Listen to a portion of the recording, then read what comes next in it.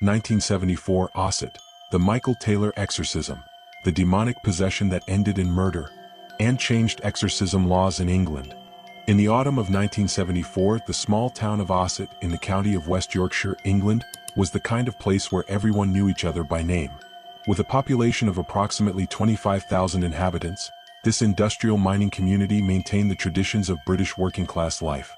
Methodist churches on every corner, cozy pubs where men discussed football after their shifts at textile factories, and family life centered on traditional Christian values. No one in Ossett could have imagined that their name would be etched in British horror history as the scene of one of the most disturbing exorcisms ever documented. The street where the Taylor family lived was typical of northern England's working-class architecture. Rows of red brick terraced houses, built in the late 19th century to house workers from the coal mines and textile factories that once dominated the region. The front gardens were small but meticulously maintained, white lace curtains hung symmetrically in every window, and the smell of burning coal from chimneys permeated the cold September air. It was a place where normality was the absolute rule, where any deviation from the ordinary was viewed with deep suspicion. Michael Taylor was 31 years old in the autumn of 1974. He was a butcher by trade, a burly and robust man, with large hands accustomed to heavy physical work. West Yorkshire Police Department records describe him as a hard-working man, dedicated to his family with no criminal record, considered by his neighbors as quiet and reliable. For over a decade he had worked at the same local butcher shop, where he was known for his professionalism and friendly manner with customers. His face, according to photographs from that era preserved in Yorkshire Post archives, showed the typical features of a working-class man: square jaw, bushy eyebrows, and a serious but not threatening expression. Christine Taylor, his wife, was 29 years old. She was a petite woman with dark brown hair and light eyes, described in official testimonies as devout, loving mother, active in the local church community.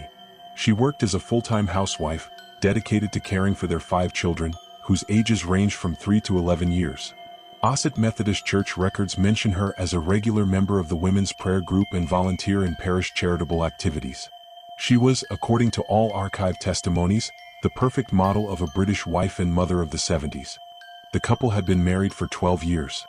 Their marriage, according to statements from family and friends collected in the subsequent police investigation, had been stable and happy. There was no history of domestic violence, no record of alcohol or drug abuse, no indication of previous mental health problems. Medical records from Ossett General Practice, accessible after the tragedy, show no psychiatric or psychological treatment for either spouse before September 1974. They were, in all documentable aspects, a completely normal family. However, something changed in the early weeks of September 1974. The first documented indication that something strange was occurring appears in Christine Taylor's personal diary, presented as evidence during the subsequent trial and now archived in Leeds Crown Court judicial records. In an entry dated September 5, Christine wrote, "Michael has been behaving strangely lately. He seems distracted, nervous. Last night I found him awake at 3 in the morning, sitting in the kitchen, staring fixedly at the wall. When I asked him what was wrong, he told me he couldn't sleep, that he felt pressure on his chest as if something was watching him." Mrs. Margaret Thornton, the Taylor family's neighbor for 8 years, provided detailed testimony to police on October 6, 1974. According to her official statement, "In early September, I noticed Michael seemed different. Normally he was very polite, always greeted me when we passed on the street. But during those weeks he would walk past me without even looking at me. Once I saw him standing in front of his house, completely motionless, for what must have been 20 minutes. He was just there staring into nothing. I thought perhaps he was ill or worried about something at work." Reverend Peter Vincent, pastor of Ossett Methodist Church, knew the Taylor family well. In his official testimony presented before church authorities and subsequently included in the judicial file, he declared, "Christine contacted me in mid-September, concerned about her husband.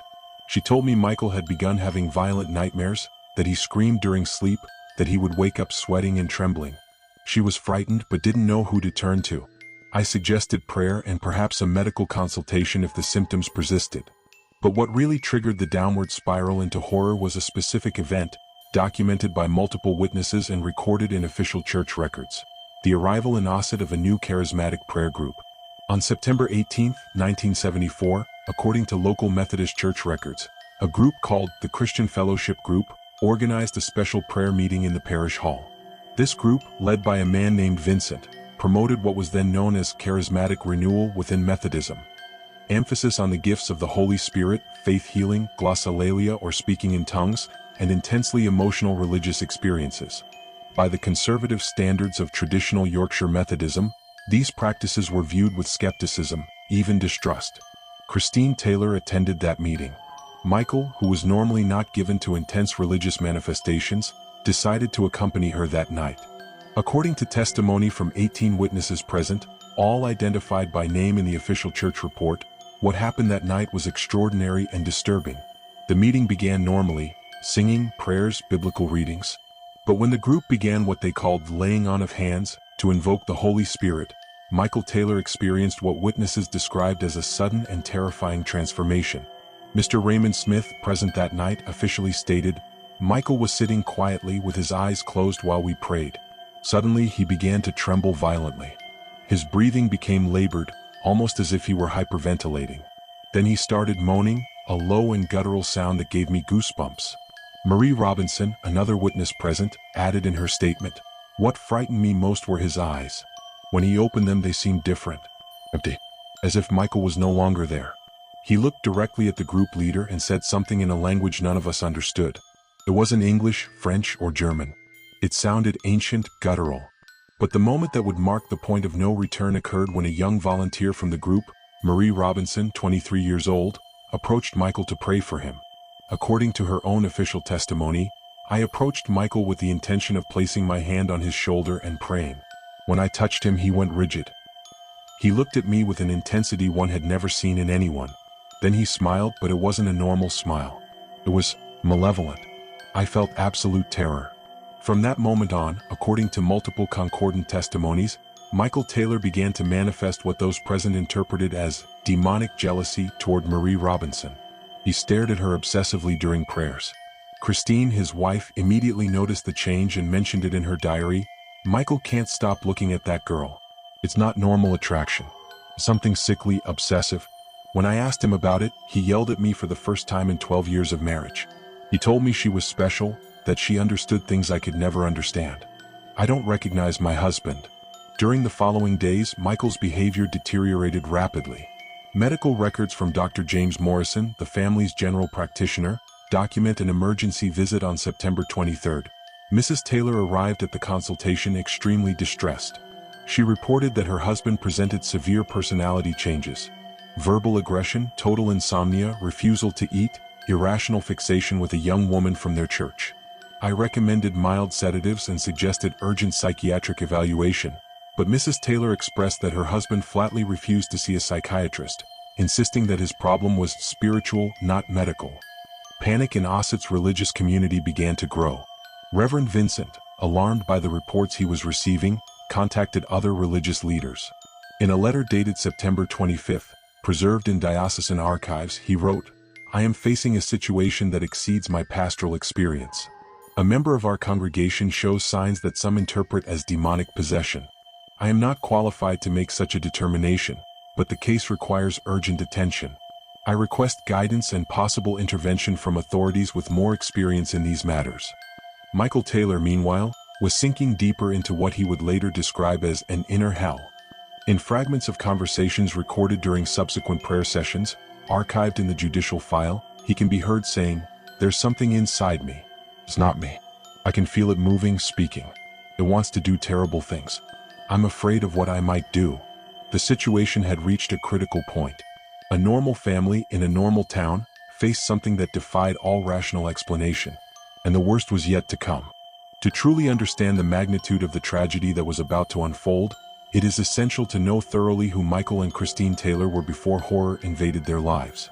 Judicial archives, family testimonies, employment records, and parish documents paint a portrait of an absolutely ordinary family, whose normality makes the transformation they would experience even more disturbing. Michael John Taylor was born on March 14, 1943 in Barnsley, South Yorkshire, during the darkest years of World War II. He was the second of three brothers in a traditional Catholic working-class family. His father, Thomas Taylor, worked in Yorkshire's coal mines as 3 generations of Taylors had done before him. His mother, Margaret, was a housewife and cared for the home with the iron discipline typical of Yorkshire women of her era. Barnsley Primary School records describe Michael as a child, quiet, obedient, with average academic abilities but excellent in manual work and physical education. At 15, Michael left school as was common for working-class youth in 1958. Instead of following his father into the mines, he secured an apprenticeship as a butcher at a local shop. Yorkshire Butchers Association records show he completed his professional training in 1962, obtaining his certification with satisfactory grades. It was honest, respectable work that provided him with stable income and a respected position in the community. Christine Mary Walker was born on August 22, 1945 in Ossett, the town where the tragedy would later occur. She was the eldest of 4 sisters in a devout Methodist family. Her father, Arthur Walker, worked as a supervisor at a local textile factory. Her mother, Dorothy, was an active figure in Ossett Methodist Church, participating in prayer groups and charitable works. Christine grew up immersed in traditional Christian values: humility, service, family, and unwavering faith. Ossett Girls' School records describe her as an applied student, particularly gifted in home economics and religion, with a kind and helpful disposition. Michael and Christine met in 1960, during a social dance organized by the local Methodist Church. According to testimony from Dorothy Walker, Christine's mother, presented during the subsequent investigation, Michael was a serious young man, hardworking, with good manners. He came from a Catholic family, but was willing to attend our Methodist church to properly court Christine. That seemed to us a sign of his good character and seriousness of intentions. The courtship lasted 2 years, following the strict norms of that era: supervised walks, family visits, romantic but respectful letters. They married on June 12, 1962 at Ossett Methodist Church. Marriage records describe a simple but emotional ceremony, with 70 guests, mainly family and close friends from both families. The wedding photograph, preserved in family archives and subsequently presented as evidence, shows a young couple, smiling, full of hope. Michael in borrowed dark suit, Christine in modest white dress with lace veil.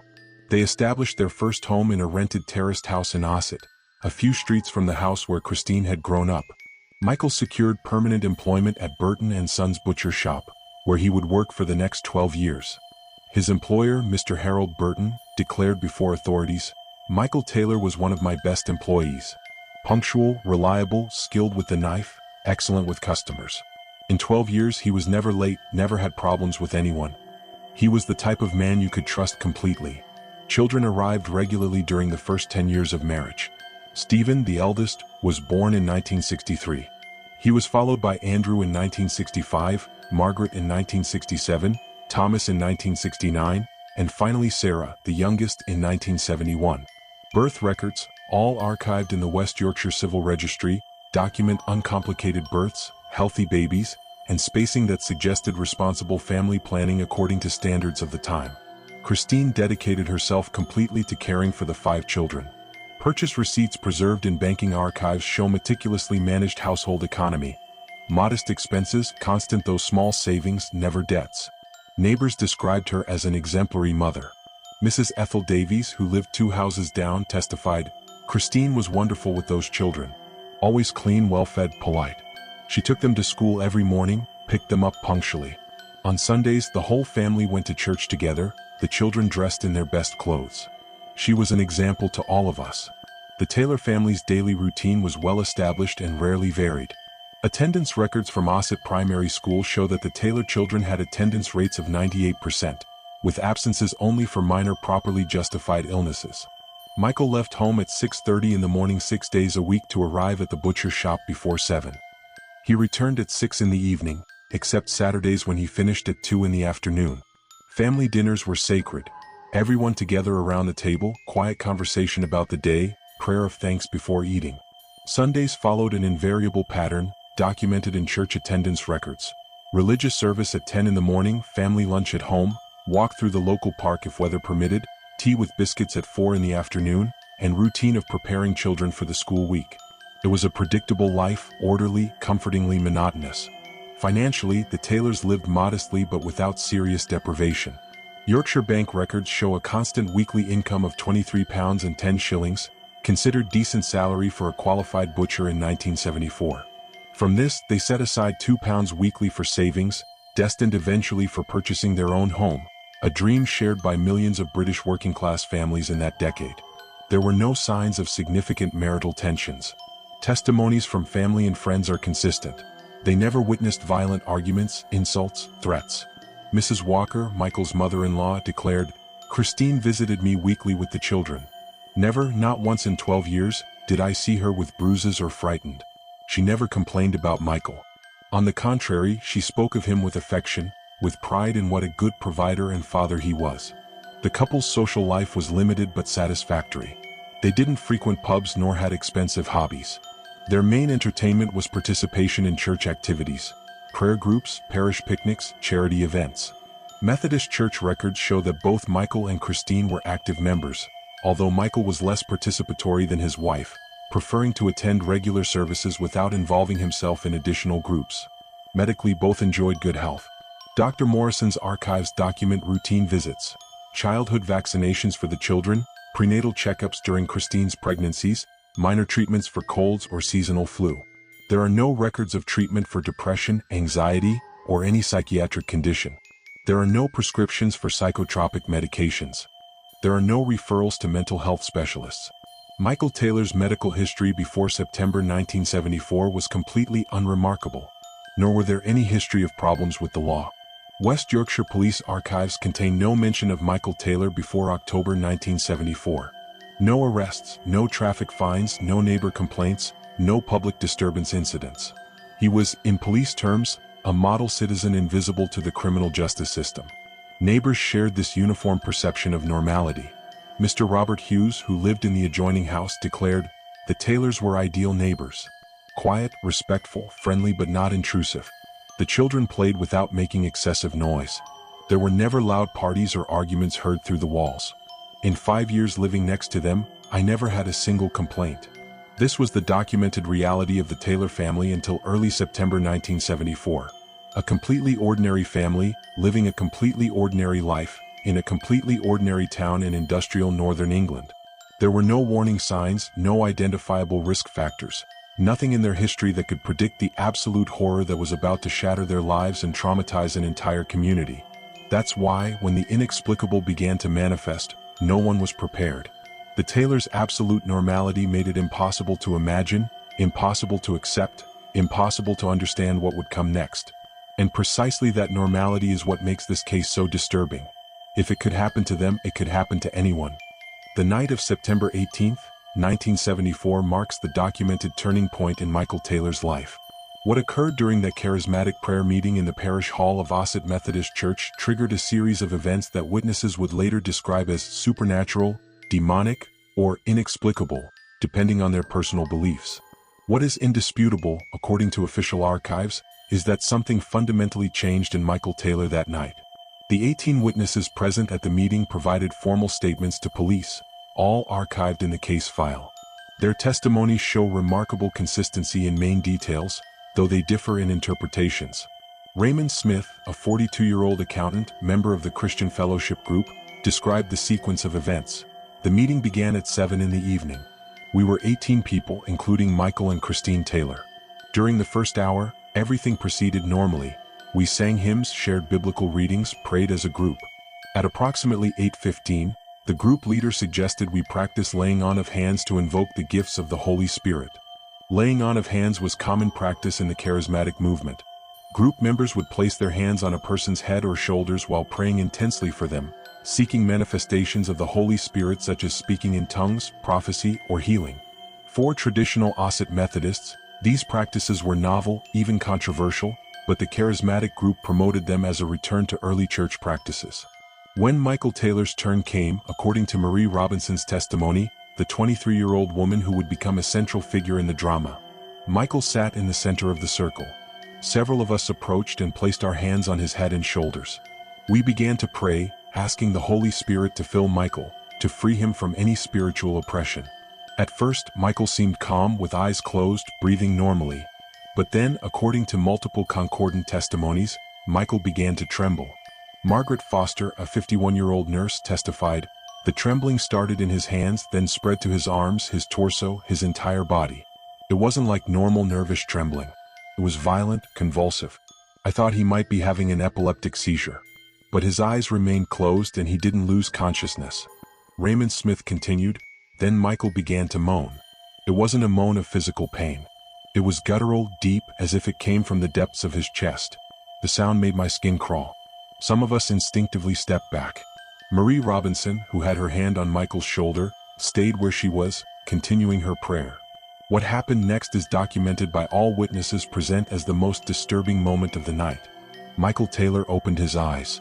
But according to testimonies, they weren't the eyes of the quiet man who had entered the room 2 hours earlier.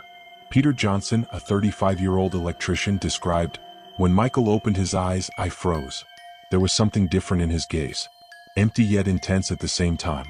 As if Michael was no longer there, as if something else was looking through his eyes." Michael then spoke, but not in English. Witnesses describe a language none of them recognized.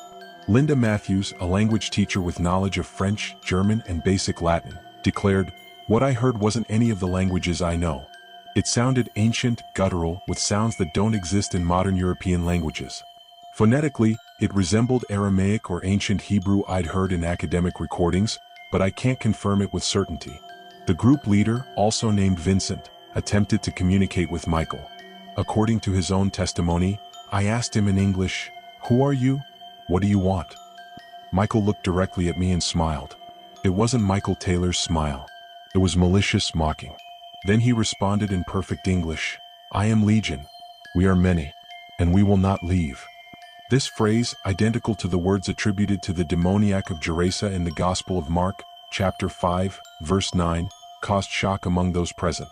Christine Taylor, according to her own diary, wrote that night, "When I heard Michael utter those words, I knew something terrible was happening.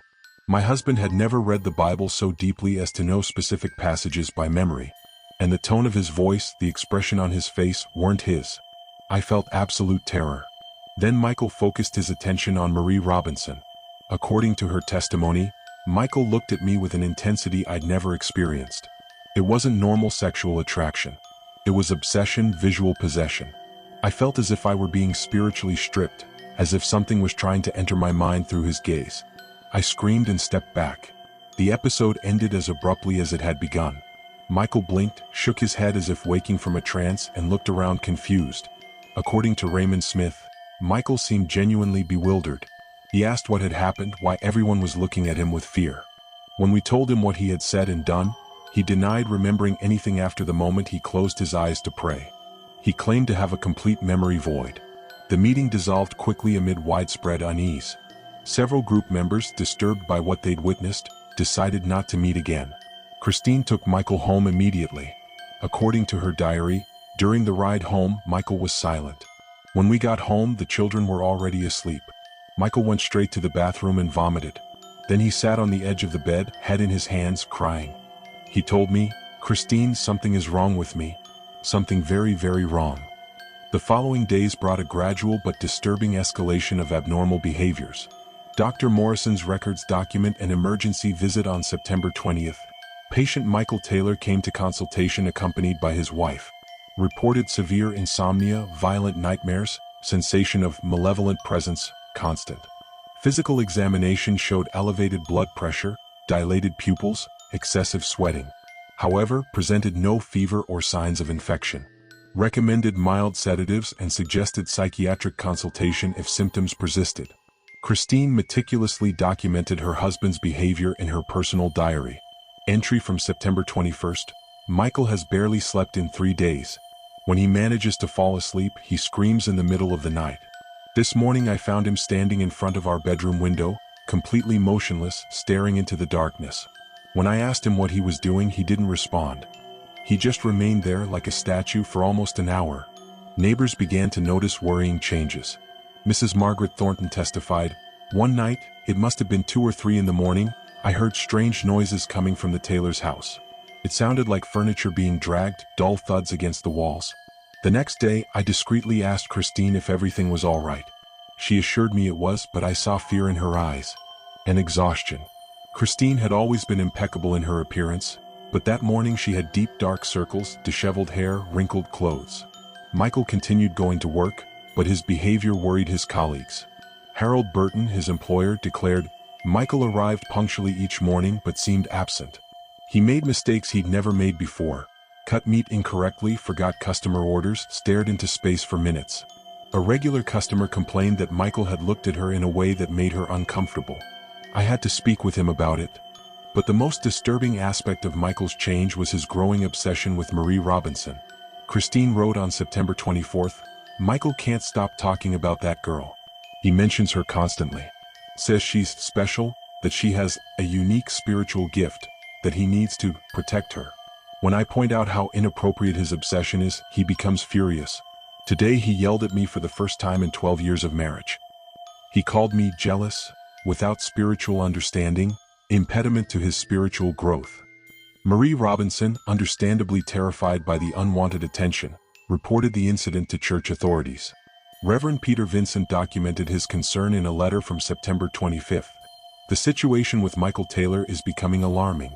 Marie Robinson informed me that Michael has followed her twice after church meetings, keeping his distance but clearly watching her. She's frightened. Her parents are considering contacting police if the behavior continues." The Taylor family, meanwhile, was collapsing under the pressure. The children, although protected as much as possible by Christine, perceived that something was terribly wrong. Stephen, the eldest son of 11 years, provided heartbreaking testimony during the subsequent investigation. "Dad changed. He no longer played with us. He no longer hugged us. When we looked at him, he seemed not to see us. One night I heard him arguing with Mom. She was crying, begging him to see a doctor. He was shouting that doctors couldn't help him, that his problem was spiritual, not medical." On September 27th, Michael had another episode during a prayer meeting. This time, according to testimonies, it was even more violent. The group had gathered specifically to pray for Michael, attempting what they called spiritual deliverance. Robert Palmer, present that night, described, "When we began to pray, Michael reacted immediately. He went rigid, his eyes rolled back, he began speaking in that strange language again. Then, with surprising strength, he pushed 3 adult men who were trying to restrain him. It took 5 of us to keep him in the chair." During this episode, Michael allegedly manifested what witnesses interpreted as multiple demonic personalities. Vincent, the group leader, testified, "I asked him in Jesus' name how many demons inhabited Michael. The answer was chilling. With different voices, distinct entities seemed to speak through him. A deep guttural voice identified itself as demon of murder. Another, high-pitched and mocking, as demon of lust. A third, cold and calculating, as demon of blasphemy. We counted up to 40 different entities manifesting. Christine, witness to this horror, wrote that night, "I saw things I never believed possible. Michael's face contorted in ways that didn't seem humanly possible. His eyes reflected pure hatred. When one of the voices spoke directly to me, calling me by a nickname only Michael knew, I knew this wasn't acting or ordinary mental illness.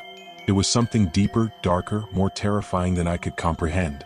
The charismatic group, convinced that Michael suffered from authentic demonic possession, decided more serious intervention was needed. Vincent contacted Reverend Peter Vincent, no relation, Methodist pastor with more experience in deliverance ministry. They also contacted 2 Anglican priests from York who had training in exorcism, Reverend John Raymond and Reverend Donald McKenna. While this intervention was being organized, Michael's condition continued deteriorating. Police records show neighbors called Ossett Police Department on 2 occasions on September 29th, reporting screams and violent noises coming from the Taylor residence. Officers who responded found Michael agitated but not physically violent, according to official report. Christine assured them the situation was under control and they were seeking professional help. But everyone involved felt time was running out. Christine wrote on September 30th, "Each day that passes, I see less of my husband and more of whatever is inside him. The children are afraid. I'm afraid. Michael is afraid of himself. This morning he told me, if I don't get help soon, I'm going to do something terrible. I can feel it. There are voices ordering me to hurt, destroy. I don't know how much longer I can resist them." The horror that was already unbearable was about to intensify in unimaginable ways. October 1st, 1974 dawned gray and cold in Ossett, like so many other autumn days in Yorkshire. But for Michael and Christine Taylor, that day would mark the beginning of the most terrifying hours of their lives. After nearly 2 weeks of accelerated psychological and spiritual deterioration, Michael had finally agreed to submit to what the charismatic group called complete deliverance, an exorcism ritual that would last all night. Preparations for this event were meticulously documented in Ossett Methodist Church records and in subsequent testimonies from participants. Reverend Peter Vincent had coordinated with two experienced Anglican priests, Reverend John Raymond, 58 years old, who had performed 3 previous exorcisms during his 30-year ministry, and Reverend Donald McKenna, 43 years old, specialized in spiritual deliverance ministry. Several members of the Christian Fellowship group who had witnessed the first manifestations would also be present. The location chosen for the ritual was the Methodist Church itself, specifically a meeting room in the basement, far from the main sanctuary. According to Reverend Vincent's testimony, we chose the basement for practical reasons. We wanted privacy, environmental control, and a space where any noise or disturbance wouldn't disturb neighbors or alarm passers-by. We also wanted a consecrated space, where we'd feel the protection of divine presence. Christine took her 5 children to her mother's house that afternoon. According to Dorothy Walker's testimony, Christine arrived around 5 in the afternoon. She looked exhausted, terrified. She told me that tonight they would try to help Michael once and for all. I asked her if they shouldn't take him to a psychiatric hospital instead. She responded, "Mom, this goes beyond psychiatry. I've seen things no doctor can explain. We need spiritual help." I hugged my grandchildren, who seemed confused and frightened, and prayed for all of them. Michael and Christine arrived at the church at 7 in the evening. According to attendance records, 9 people were present. The 3 clergy, Vincent, Raymond, and McKenna, Michael and Christine Taylor, and 4 charismatic group members who would act as assistants and witnesses. All had fasted during the day, following biblical tradition of spiritual preparation before confronting demonic forces. Reverend Raymond described Michael's state upon arrival. Michael Taylor entered the room walking normally, but there was something deeply disturbing about his appearance. His eyes were sunken, surrounded by dark circles. His skin had a sickly grayish tone. He trembled constantly, though the room wasn't cold. When I spoke to him, his gaze was evasive, as if he couldn't or wouldn't make direct eye contact. The room had been prepared following traditional exorcism protocols. Lit candles formed a circle on the floor. Crucifixes hung from the walls. Holy water and consecrated oil were arranged in containers on a table. Bibles open to specific passages about spiritual deliverance. Mark chapter 5, Luke chapter 8, Ephesians chapter 6. The atmosphere, according to testimonies, was one of grave solemnity mixed with palpable fear. The ritual began at 7:30 in the evening with preparatory prayers. During the first half hour, Michael remained seated quietly in a chair in the center of the circle, with Christine holding his hand. The 3 clergy prayed aloud, asking for divine protection, invoking the name of Jesus Christ, reciting psalms of protection. Michael seemed cooperative, even participated by whispering amen after each prayer. But when Reverend Raymond began direct confrontation prayers, ordering any evil spirit to identify its presence, Michael changed dramatically. Raymond testified, "I commanded in Jesus' name, if there are unclean spirits present in this man, manifest yourselves now." Immediately Michael went rigid. His back arched violently. He began breathing in an agitated manner, almost hyperventilating. Then his eyes rolled back, showing only the whites, and a voice that wasn't his spoke.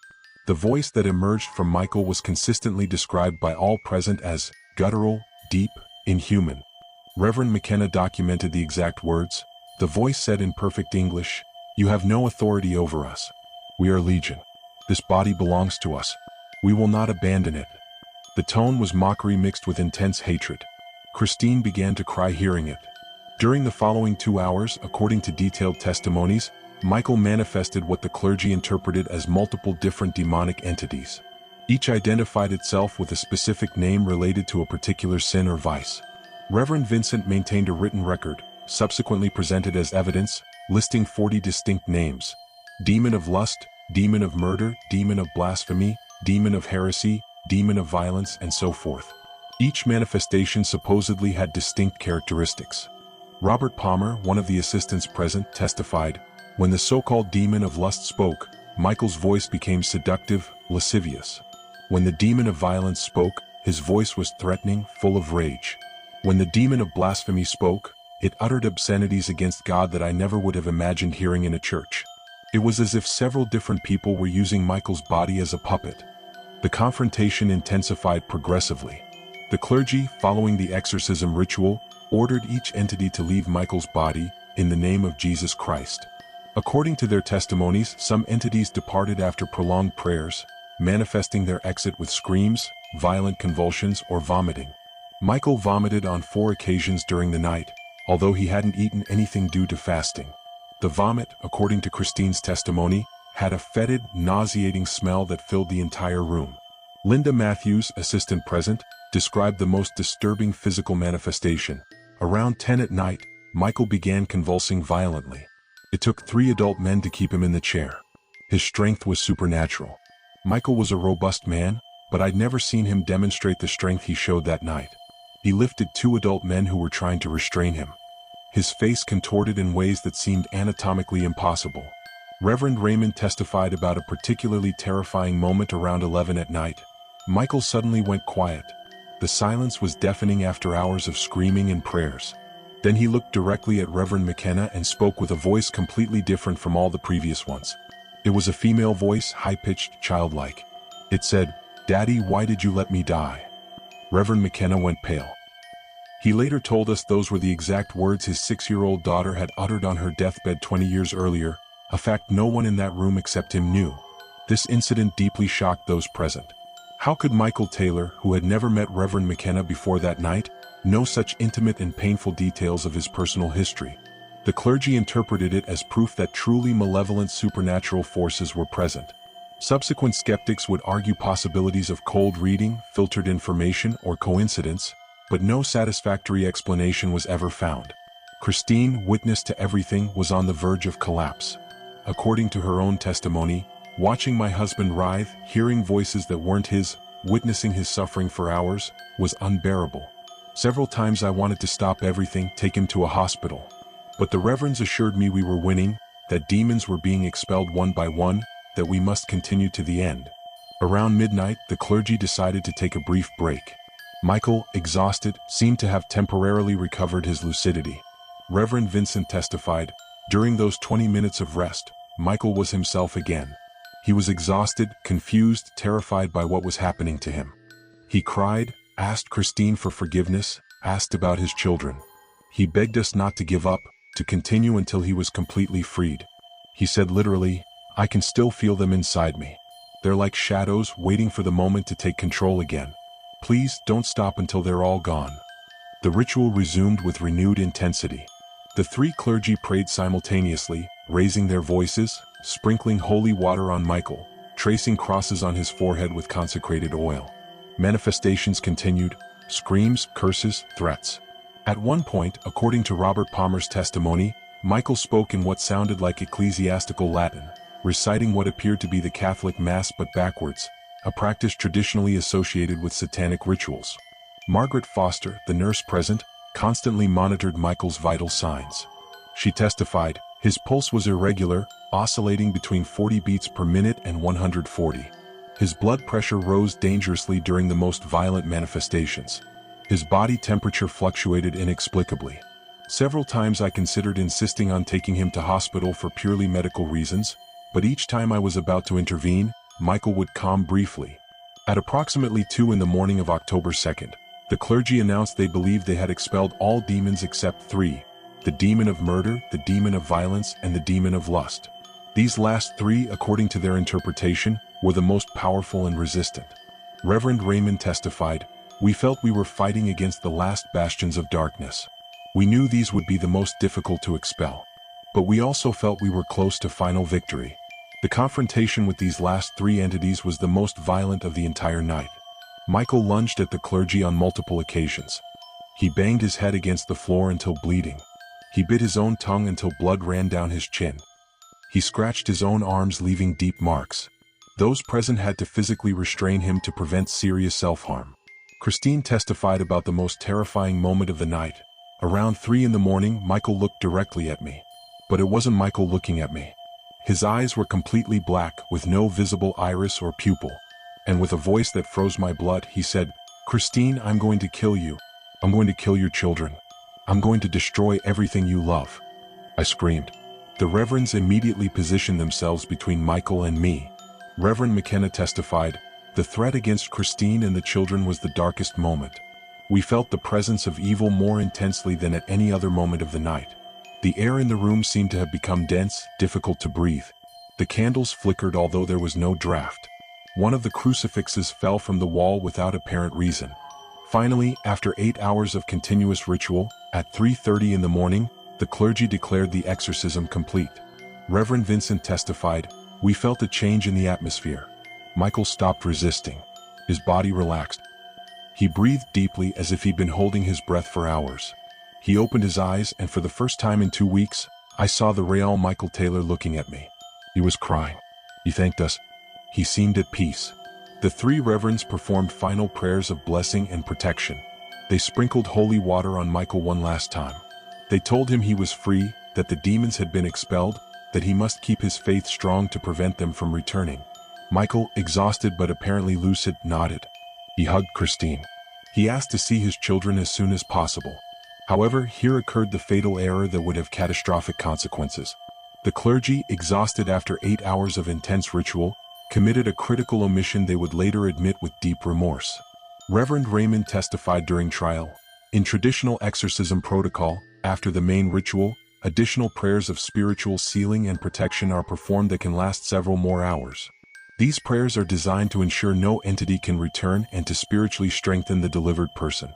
However, due to extreme exhaustion of all present, and sincerely believing the exorcism had been successful, we omitted this crucial final phase. Reverend Vincent added, "Additionally, we should have insisted that Michael remain under constant supervision for at least 48 hours after the exorcism. In documented cases, there's risk of relapse or entity return if the person becomes vulnerable. But Michael seemed so completely restored, so clearly himself, that we didn't consider these additional precautions necessary. This decision, made with the best intentions but based on exhaustion and overconfidence, would prove fatally wrong." The clergy allowed Michael and Christine to return home alone around 4:30 in the morning of October 2, 1974. Reverend McKenna accompanied them to their car. He testified, "Michael seemed weak but at peace. Christine was relieved but exhausted. I told them to rest, to pray, to call me if they experienced any problems. Michael warmly shook my hand and thanked me for saving his soul. Those were the last words I heard him say." Christine drove home because Michael was too weak. The journey from church to their residence took approximately 10 minutes. According to Christine's subsequent testimony, during that brief trip, Michael remained silent, looking out the window. When she asked how he felt, he simply responded, "Tired. Very tired. I just want to sleep." They arrived home at approximately 4:45 in the morning. The street was deserted, dark, silent. Christine opened the front door. They entered. She turned on the hall light. Michael climbed the stairs slowly, gripping the banister. Christine followed him, worried about his evident physical weakness. At that moment, according to judicial records, Christine Taylor had no idea that the next 3 hours would be the most horrific of her life, nor that her husband, the man she had loved for 14 years, the father of her 5 children, was about to commit an act of violence so extreme, so brutal, so unimaginably savage, that it would shock not only Ossett, not only Yorkshire, not only England, but the entire world. What happened in the hours following the failed exorcism would be etched in British horror annals as one of the most disturbing crimes ever documented. What happened in the hours following Michael and Christine Taylor's return to their home is documented with chilling forensic detail in West Yorkshire Police Archives, Leeds Crown Court trial records, forensic medical reports, and Christine Taylor's traumatized testimony. It is a narrative of horror so extreme that it defies normal human comprehension. According to Christine's testimony presented before court on November 18, 1974, after climbing the stairs, Michael went directly into the master bedroom. Christine followed him, worried about his state of extreme exhaustion. Michael sat on the edge of the bed, head in his hands. Christine approached and gently placed her hand on his shoulder, asking if he needed anything: water, food, pain medication. Michael lifted his head and looked at her.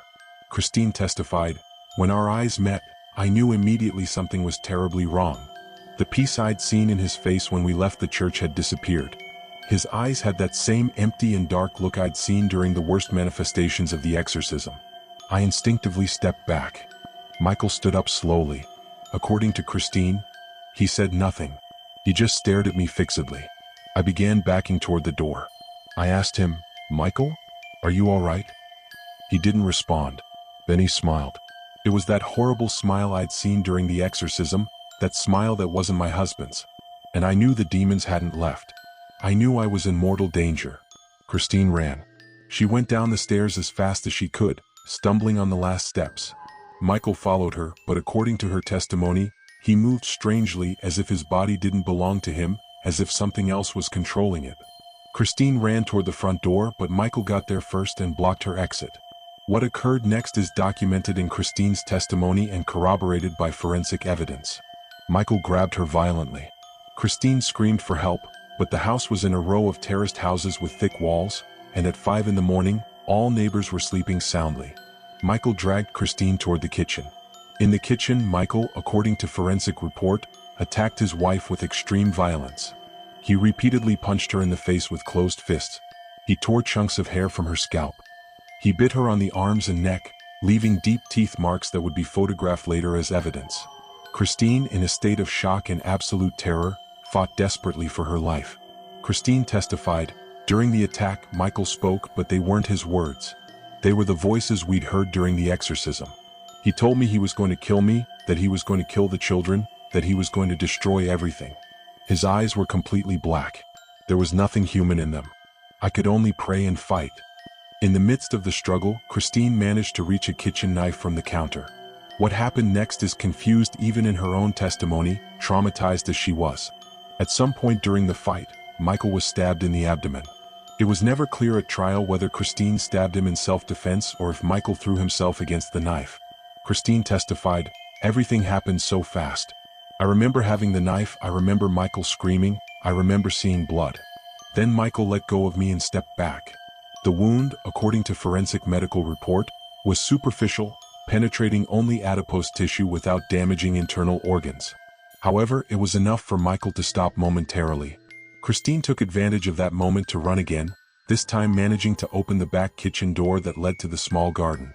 She ran barefoot toward the nearest neighbor's house, the Thorntons. She frantically knocked on their door, screaming for help. It was approximately 5:20 in the morning. Mrs. Margaret Thornton testified, "I heard desperate knocking on the door. When I opened it, I found Christine in an absolutely terrifying state. Her face was swollen and bleeding, her clothes were torn, she had blood on her hands and arms. She was hysterical, screaming that Michael was possessed, that he was going to kill someone, that we needed to call police immediately." Mr. Robert Thornton called Ossett Police Department at 5:23 in the morning. The call recording, presented as evidence at trial, registers his urgent voice. "We need police immediately at 22 Ashby Street. Our neighbor has been attacked by her husband. She's injured, terrified. She says her husband is acting violently and irrationally. Please send help urgently."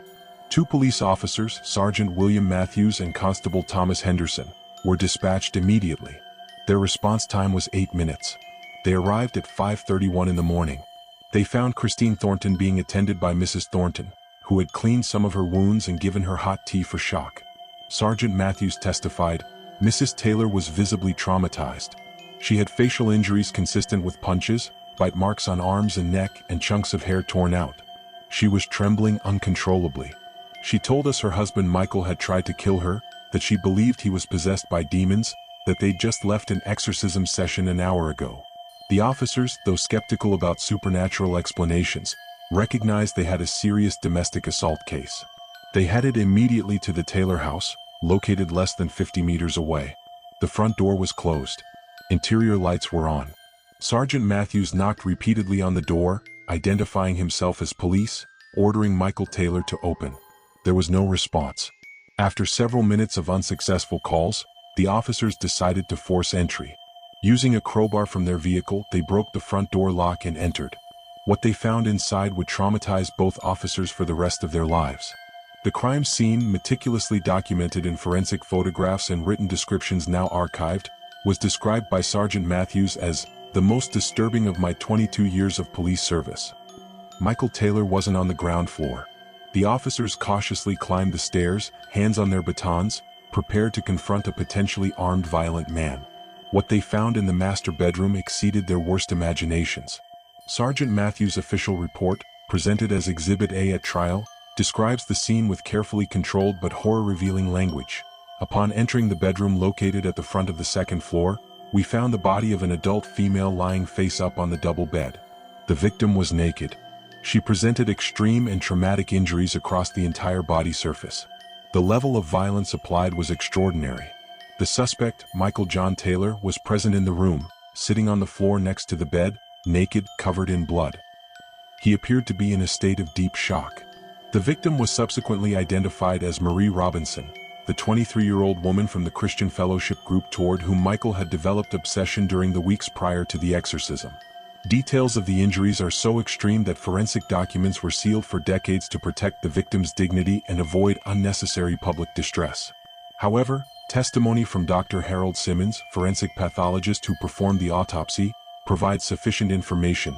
The victim suffered massive trauma. Cause of death: multiple injuries incompatible with life. The level of violence was exceptional even by standards of crimes of passion. The victim died between 5 and 6 in the morning on October 2, 1974. How had Marie Robinson arrived at the Taylors' house that morning? This crucial question was extensively investigated. Phone records showed someone from the Taylor house had called the Robinson residence at 4:55 in the morning, just 10 minutes after Michael and Christine arrived home from the exorcism. Marie's parents testified that Michael had called, saying Christine was ill and urgently needed female help, that the children were frightened, that please send Marie immediately because she was the only one they trusted. Marie, compassionate and concerned about helping, agreed despite the early hour. She lived only 6 streets away. She arrived on foot at the Taylor house at approximately 5 in the morning, at which point Christine had already fled to the neighbor's house after being attacked. Marie entered the house finding Michael alone, injured by the superficial stab wound in his abdomen, apparently in need of medical help. What happened next, in the minutes between Marie's arrival at 5 in the morning and the discovery of her body by police at 5:32 in the morning, was never completely reconstructed. Michael Taylor remembered nothing or claimed to remember nothing. There were no witnesses. Only forensic evidence of extreme violence remained. When officers found Michael, according to Constable Henderson's testimony, he was sitting in fetal position, rocking back and forth, muttering incoherently. He had blood all over his body. His hands trembled. When we spoke to him, he didn't respond. His eyes were open but empty, as if he saw nothing. He appeared to be in catatonic state. Officers arrested Michael Taylor on site at 5:35 in the morning. He offered no resistance. He remained silent while they handcuffed him. As they took him from the house, neighbors began waking, alerted by police and ambulance sirens. Mrs. Thornton testified, "I saw when they brought Michael out. He was covered with a police blanket, handcuffed, barefoot. His face showed no expression whatsoever. It was like watching a dead man walking." Christine, still at the Thorntons' house, saw her husband being taken to the police car. She testified, "When I saw Michael being arrested, I felt relief mixed with absolute horror. Relief that he couldn't hurt me anymore. Horror at what he'd evidently done. I asked the officers what had happened. They told me there had been a death. My heart stopped. I asked who. When they said Marie Robinson's name, I screamed. I knew Michael had been obsessed with her, but I never imagined it would come to this." Marie Robinson was declared dead at the scene. Her body was transported to Ossett General Hospital morgue for autopsy. Her parents were notified at 6 in the morning. Her mother collapsed upon receiving the news. Her father would testify later, "Marie was our only daughter. She was kind, devout, full of life. She went to help someone in need as she always did, and she was murdered for it. There are no words to describe our pain." Michael Taylor was taken to Ossett Police Station. He remained silent throughout the journey. He was placed in a detention cell under constant suicide watch. A police doctor examined him at 6:30 in the morning. The medical report documented, "Suspect presents superficial wound in lower abdomen, requires cleaning and bandaging but not emergency treatment. Mental state, apparent severe dissociation, doesn't respond to questions, no eye contact, possible acute psychological shock state. Recommend urgent psychiatric evaluation." News of the murder spread quickly through Ossett. By 8 in the morning, journalists from local newspapers were already in front of the Taylor house, taking photographs, interviewing shocked neighbors.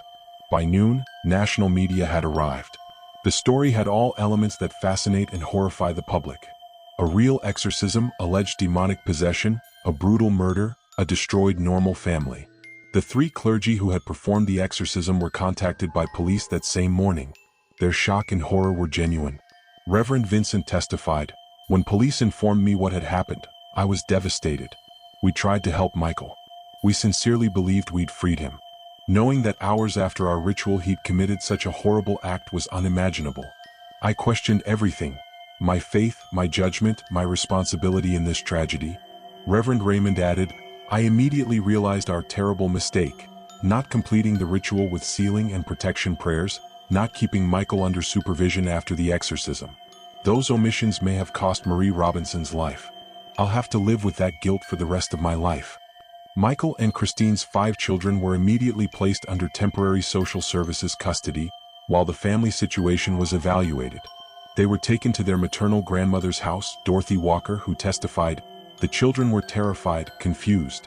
The eldest, Stephen, 11 years old, asked me, Grandma, is Dad a monster? What could I answer him? How do you explain to a child that his father, whom he loved, has committed a brutal murder? Christine was treated at hospital for her injuries. Multiple facial contusions, infected bites, scalp trauma. Beyond physical wounds, her psychological trauma was profound. She spent 3 days hospitalized under psychiatric observation before being discharged.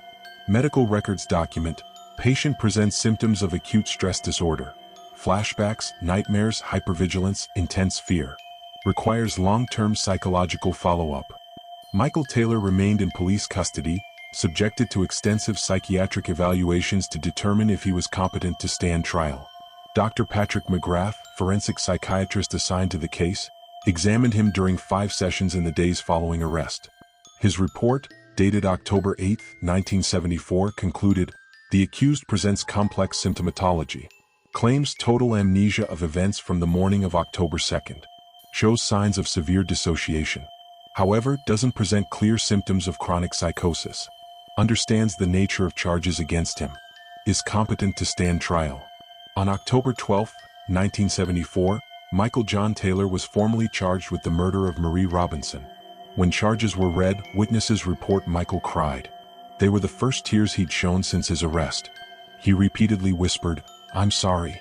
I'm so sorry. It wasn't me. It wasn't me. The question that would obsess investigators, theologians, psychologists, and the public for decades to come was already forming. Was Michael Taylor responsible for his actions? Or was he, as he claimed, an instrument of demonic forces beyond his control? Can demonic possession be a legal defense against murder? Where does human responsibility end and where does the supernatural begin? The upcoming trial would attempt to answer these impossible questions. The trial of Michael John Taylor for the murder of Marie Robinson began on November 18, 1974 at Leeds Crown Court, before Judge Mr. Justice Caulfield and a jury of 12 people. The case had generated unprecedented media attention not only in England but internationally. The combination of exorcism, alleged demonic possession, and brutal murder captured the macabre imagination of the public. Court galleries were packed every day of the trial. The prosecution, led by Mr. David Walters QC, presented an apparently simple case. Michael Taylor had murdered Marie Robinson in the early morning of October 2, 1974. Physical evidence was irrefutable. Michael's DNA under the victim's nails, victim's blood on Michael's body and clothes, Michael's fingerprints at the crime scene. Basic facts weren't in dispute. However, the defense, led by Mr. James Chadwin QC, presented an extraordinary argument. Michael Taylor wasn't criminally responsible for his actions because at the time of murder he was under control of demonic forces, didn't act with mens rea, criminal intent, and suffered from what defense characterized as automatism caused by spiritual possession. This unprecedented defense required the court to seriously consider the possibility of demonic possession as explanation for a violent crime. Judicial archives show extensive legal debates about whether such defense was admissible under British law. Judge Caulfield finally allowed defense to present evidence about Michael's mental state, including testimonies about alleged paranormal events. The 3 clergy who had performed the exorcism testified during trial. Their testimonies, completely transcribed in judicial records, provided detailed accounts of manifestations they had witnessed. Reverend Peter Vincent testified, I saw things that night that defied rational explanation. I saw a man manifest knowledge he couldn't naturally possess. I saw physical strength that exceeded normal human capacity. I saw facial transformations that seemed impossible. As a man of faith and man of reason, I struggled to reconcile what I witnessed with my understanding of the world. But I cannot deny what I saw.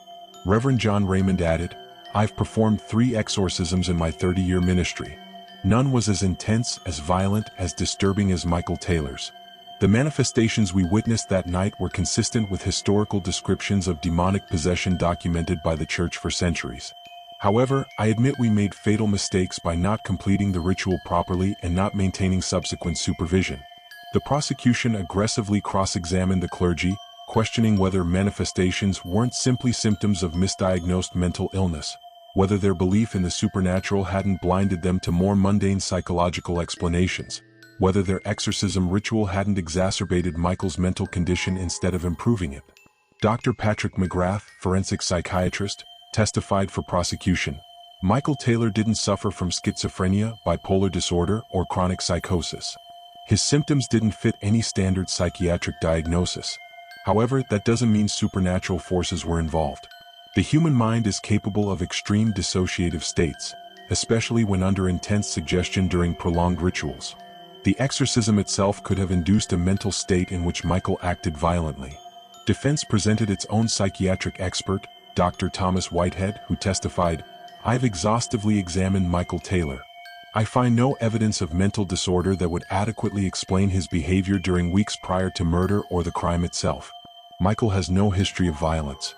His pre-morbid personality was completely inconsistent with capacity for extreme violence. Something caused a fundamental alteration in his psyche.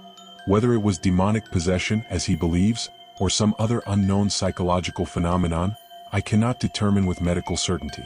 Christine Taylor, the surviving wife, provided the most emotional testimony of the trial.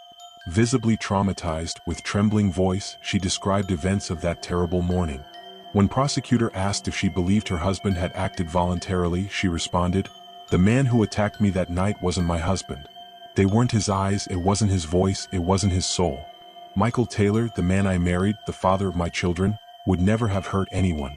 What I saw that night was something else, something dark, something evil using my husband's body. I know how it sounds. I know it seems like madness. But it's the truth I saw with my own eyes." The most devastating testimony came from Marie Robinson's parents. Mr. Robert Robinson testified, "Our daughter was innocent, kind, compassionate. She died because she tried to help someone in need. We don't care if Michael Taylor was possessed by demons or if he was mentally ill. What matters is our daughter is dead, brutally murdered, and someone must be responsible. Law exists to protect innocent victims like Marie.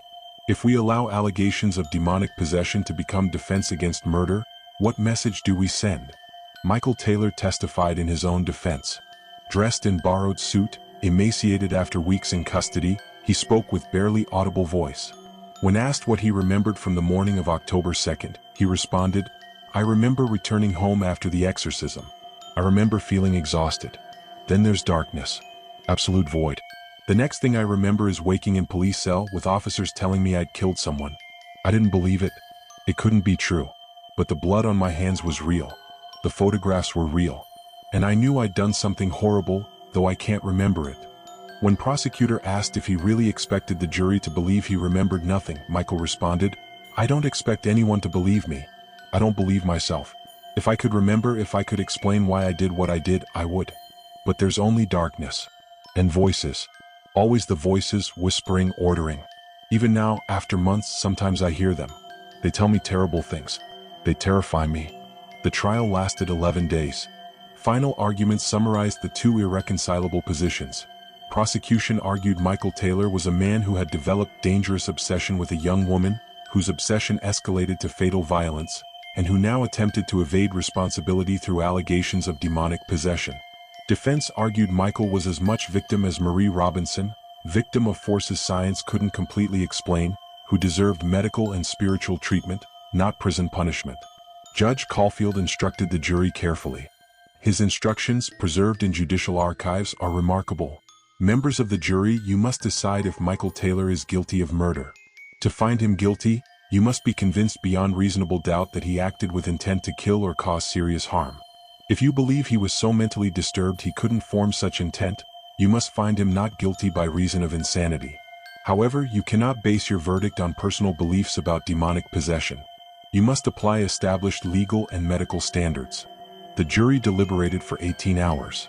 On November 26, 1974, they returned with their verdict: not guilty of murder by reason of insanity. Michael Taylor would be indefinitely confined in a high-security psychiatric hospital instead of prison. Public reaction was divided. Some considered the verdict appropriate justice for a clearly mentally disturbed man. Others saw it as betrayal of Marie Robinson's memory, allowing a murderer to avoid punishment through fantastic allegations of demonic possession. Michael Taylor was confined at Broadmoor Hospital, high-security psychiatric institution in Berkshire. Medical records of his treatment during subsequent years document a deeply traumatized man. He suffered constant nightmares, dissociative episodes, severe depression. He required antipsychotic medication, although doctors found no evidence of traditional psychosis. After 5 years of intensive treatment, in 1979, Michael Taylor was discharged under community supervision. Psychiatrists determined he no longer represented danger to himself or others. He returned to Yorkshire, though not to Ossett, where his name was synonymous with horror. He lived under protected identity, working in anonymous manual jobs, avoiding media contact. Christine Taylor never formally divorced Michael, but neither resumed conjugal life with him. Raising her 5 children alone, she struggled with lifelong trauma. Journalistic interviews granted decades after the event show her as a woman permanently marked by that terrible morning. She declared in 1995, "Part of me died that night. I've tried to move forward for my children, but nightmares never stop. Every night I see Michael's eyes, black and empty. Every night I hear the voices that spoke through him. I've sought spiritual help, psychological help. Nothing completely erases the horror." The 3 clergy who performed the exorcism carried their guilt differently. Reverend Peter Vincent left active ministry, dedicating himself to quiet charity work. He wrote in his unpublished memoirs, discovered after his death in 2003, "The Taylor case destroyed my confidence in my own spiritual judgment. I constantly wonder, was it really demonic possession? Or was it mental illness we incorrectly treated with obsolete spiritual methods? Did we contribute to Marie Robinson's death by performing a ritual that exacerbated Michael's mental condition? These questions haunt me." Reverend John Raymond continued his ministry but never performed another exorcism. He testified before ecclesiastical commissions about the need for stricter protocols, mandatory medical supervision, and specialized training for any clergy considering performing spiritual deliverance. His recommendations were partially adopted by the Church of England in subsequent reforms. Reverend Donald McKenna suffered nervous breakdown 6 months after trial. He was hospitalized for severe depression. After partial recovery, he left priesthood completely, becoming professor of religious history at a small university, where he avoided discussions about exorcism or demonic possession. Marie Robinson was buried in Ossett Cemetery on October 8, 1974. Hundreds attended her funeral. Her headstone bears simple inscription, Marie Elizabeth Robinson, 1951-1974. Died helping others. An angel among us. Her parents established a charitable foundation in her name, dedicated to supporting victims of domestic violence. The case generated theological and academic debate that continues today. In 2015, an exhaustive study published in Journal of Forensic Psychiatry examined the Taylor case from modern medical perspective. Authors concluded, the case presents phenomenology consistent with dissociative disorder induced by trauma and intense ritual suggestion.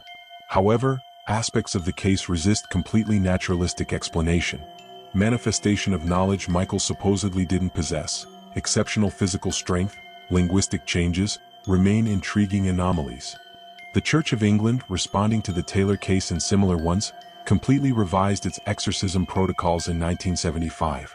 New guidelines require mandatory psychiatric evaluation before any deliverance ritual, presence of medical professionals during exorcisms, extensive post-ritual follow-up, and absolute prohibition of performing exorcisms without formal episcopal supervision.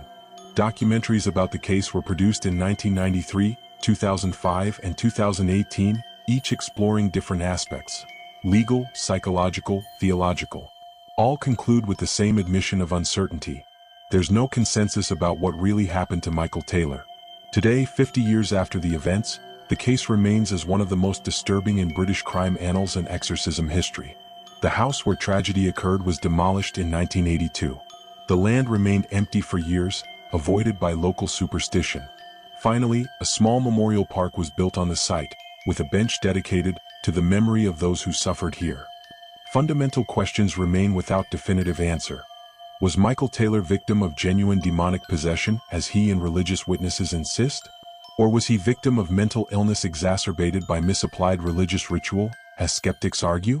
Can the line between psychological and spiritual be clearly drawn? Where does human responsibility end and where does intervention of forces beyond our understanding begin?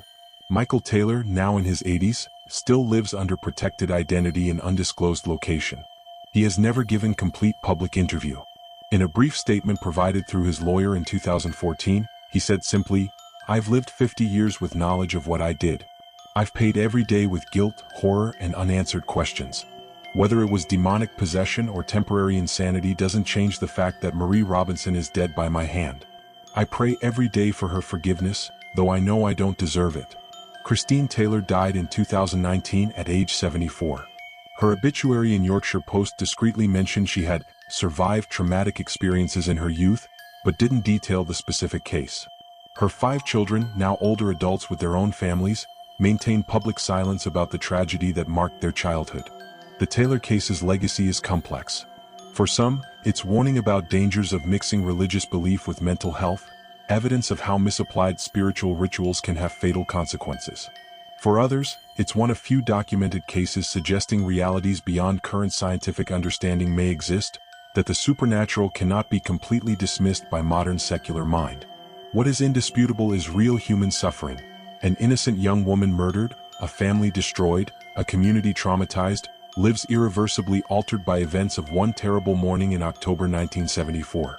And on quiet nights in Ossett, when wind blows cold from Yorkshire hills, there are those who still whisper about the exorcism that went terribly wrong, about the possessed butcher, about voices that never completely left, about mystery that will never be completely solved. The Michael Taylor case remains open in archives of human mystery, awaiting answers that perhaps will never come.